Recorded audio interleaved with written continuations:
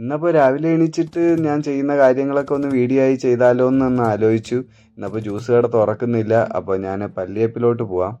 അപ്പോൾ പേസ്റ്റൊക്കെ എടുത്ത് ഞാൻ വെച്ചിട്ടുണ്ട്. ഇനി നമുക്ക് പല്ലിയേപ്പിലോട്ട് പോവാം. അപ്പോൾ പല്ല് തേച്ചിട്ട് വരാം. ഇനി പല്ല് തേച്ചിട്ട് കഴിക്കണം, അതിലോട്ടും പോവാം. ഇന്നപ്പോൾ എന്താണാവോ ഉണ്ടാക്കി വെച്ചേക്കുന്നതെന്ന് നോക്കാം. അപ്പം ആണെന്ന് തോന്നുന്നു. അപ്പം തന്നെ. അയ്യോ, എന്തോന്ന് കറിയാണോ എന്തോ. ഇതെന്തോന്ന് പുളിയേ? അല്ല, ഇത് മീനിനെങ്ങാണ്ട് അരച്ച് വെച്ചേക്കുന്നതാണെന്ന് തോന്നുന്നു. എൻ്റെ കറി എവിടെ? ഇത് പുളിശ്ശേരിയോ? എവിടെ എൻ്റെ കറി? എവിടെ? മാങ്ങ അച്ചാറ്. അതായിരിക്കും നമ്മുടെ ആശാന്തായിരിക്കും ഉള്ളിക്കറി. അപ്പോൾ ഇതാ കിഴങ്ങും ഇരിക്കുന്നു.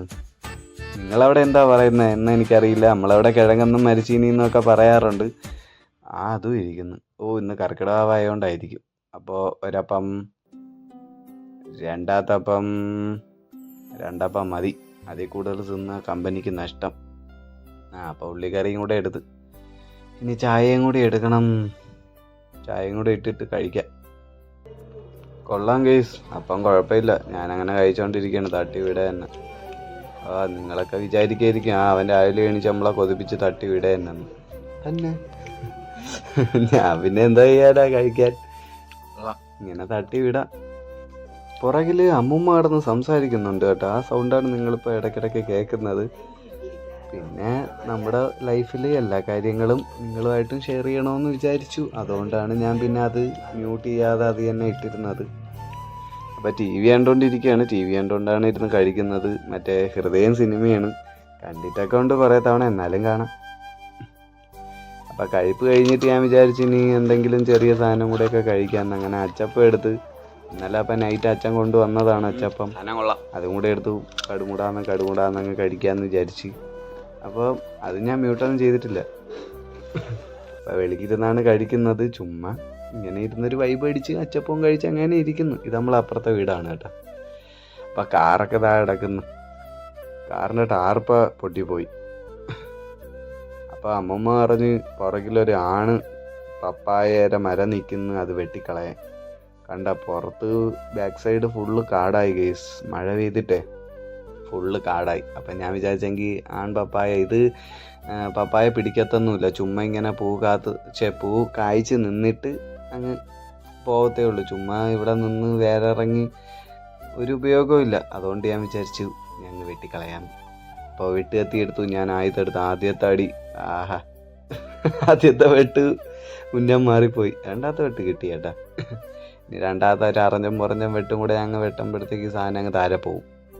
അയ്യോ കണ്ട പോയി. നമ്മളാരാ മോൻ? കണ്ട താ കിടക്കണ താഴെ. ഇവിടെ ഫുള്ള് കാടായി. ഞാൻ കുറച്ച് മാന്തിയൊക്കെ വയ്ക്കുമെങ്കിലും എന്നെ കൊണ്ട് ഇത് ഫുള്ളൊന്നും വെട്ടിക്കളയാനൊന്നും പറ്റത്തില്ല ഈ കാട്. അതുകൊണ്ട് ഇനി ആളിനെ വിളിച്ച് ചെയ്താലേ. അപ്പോൾ അടുത്ത പരിപാടി എന്ന് വെച്ച് കഴിഞ്ഞാൽ എൻ്റെ കൂടെ പറഞ്ഞ് കടയിൽ പോയി ഇത്തിരി വെളിച്ചെണ്ണയും സാധനങ്ങളൊക്കെ വാങ്ങിക്കുക. അങ്ങനെ ഞാൻ ജ്യൂസ് വെളിച്ചെണ്ണ വാങ്ങിക്കാൻ വേണ്ടിയിട്ട് കുപ്പിയും കൊണ്ട് ഇറങ്ങിയാണ്. അപ്പം ബൈക്ക് കൊണ്ടിറങ്ങാമെന്ന് വിചാരിച്ച്. നടന്ന് പോകാറുമുണ്ട്, എന്നാലും വിചാരിച്ച് ഇന്നിപ്പം ബൈക്കിൽ പോകാം. അങ്ങനെ ബൈക്കിൽ ഇങ്ങനെ പോവുകയാണ്.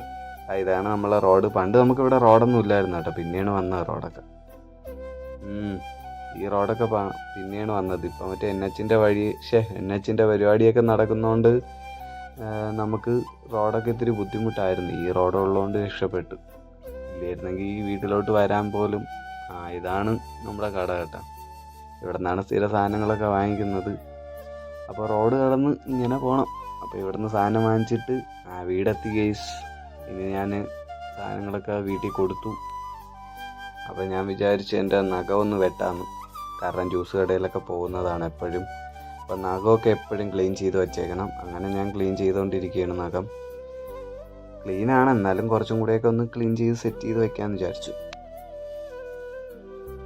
അപ്പോൾ രാവിലത്തെ പരിപാടി ഇത്രയേ ഉള്ളൂ. അപ്പോൾ അടുത്ത വീഡിയോ ആയിട്ട് കാണാം. Okay, Tata, bye bye.